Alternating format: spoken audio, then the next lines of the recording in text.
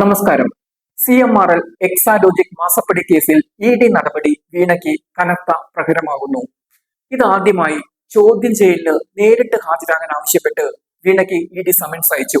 ചോദ്യം ചെയ്യലിനായി വെള്ളിയാഴ്ച കൊച്ചിയിലെ ED ഓഫീസിൽ ഹാജരാകാനാണ് നിർദ്ദേശം നൽകിയിരിക്കുന്നത്.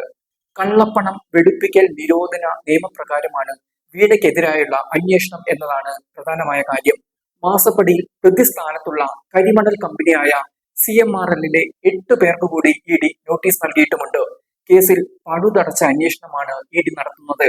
അതുകൊണ്ട് തന്നെയാണ് പിണറായിയുടെ വീടുകളിലും CMRL ഓഫീസുകളിലും നടന്ന ED റെയ്ഡിന് ശേഷം വീണയ്ക്ക് ഹാജരാകാൻ ED നോട്ടീസ് നൽകിയതും. കേസിൽ വീണയെ പ്രതിസ്ഥാനത്ത് നിർത്തിയത് SFIO അന്വേഷണമാണ്. ഈ അന്വേഷണവുമായി ബന്ധപ്പെട്ട എല്ലാ രേഖകളും EDക്ക് നൽകാൻ കോടതി വിധിച്ചിട്ടുണ്ട്. ED ആവശ്യത്തിന്റെ പ്രത്യാഘാതം നന്നായി മനസ്സിലാക്കിയ CMRL PMLO പ്രത്യേക കോടതിയെ സമീപിച്ചെങ്കിലും കോടതി ഈ ആവശ്യം തള്ളുകയായിരുന്നു. SFIO കുറ്റപത്രത്തിന്റെ അനുബന്ധ രേഖകൾ എൻഫോഴ്സ്മെന്റ് ഡയറക്ടറേറ്റ് നൽകാൻ PMLO പ്രത്യേക കോടതിയാണ് ഉത്തരവിട്ടത്. മാസപ്പടി കേസുമായി ബന്ധപ്പെട്ട നിർണായക രേഖകളാണ് SFIO EDക്ക് കൈമാറാൻ പോകുന്നത്. ഇതിന്റെ അടിസ്ഥാനത്തിലാവും വീണയുടെ ചോദ്യം ചെയ്യലും. രാഷ്ട്രീയമായി CPMന് വലിയ തിരിച്ചടിയാണ് മാസപ്പടി കേസ്. വീണയ്ക്ക് ED കുരുക്കുമുറുക്കിയാൽ അത് ബാധിക്കുക CPMനെ തന്നെയാണ്.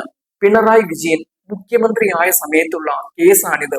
മുഖ്യമന്ത്രിയുടെ മകൾക്കാണ് ചെയ്യാത്ത സേവനത്തിന് മാസപ്പടിയായി കരിമണൽ കമ്പനി കോടികൾ നൽകിയത്.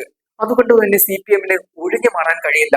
EDക്ക് നേരെ റെയ്ഡ് നടന്ന സമയത്ത് നടന്ന ആക്രമണത്തിൽ പാർട്ടിയിൽ വിയോജിപ്പുകൾ ഏറെയാണ്. പിണറായിയെ പ്രതിരോധിക്കാം, വീണയെ എന്തിനെ പ്രതിരോധിക്കണം എന്നാണ് പാർട്ടിയിൽ നിന്നും ഉയരുന്ന ചോദ്യം. ഇതിന് നേതൃത്വം ഇതുവരെ തൃപ്തികരമായ മറുപടി നൽകിയിട്ടുമില്ല. അതുകൊണ്ട് തന്നെ ED നടപടികൾ എന്താകുമെന്നാണ് CPM ഇപ്പോൾ ഉറ്റുനോക്കുന്നത്. പിണറായിയിലേക്ക് അന്വേഷണം നീണ്ടാൽ CPM പ്രതിരോധത്തിലാകും. അത്തരം ഒരു നീക്കം EDയുടെ ഭാഗത്തു നിന്നും ഇതുവരെ വന്നിട്ടില്ല എന്നതാണ് ആശ്വാസം നൽകുന്ന കാര്യം. മാസപ്പടി കേസിലെ വിദേശ ഇടപാടുകളും പരിശോധിക്കാൻ ED ഡയറക്ടർ തന്നെ നേരിട്ട് നിർദ്ദേശം നൽകിയിട്ടുമുണ്ട്.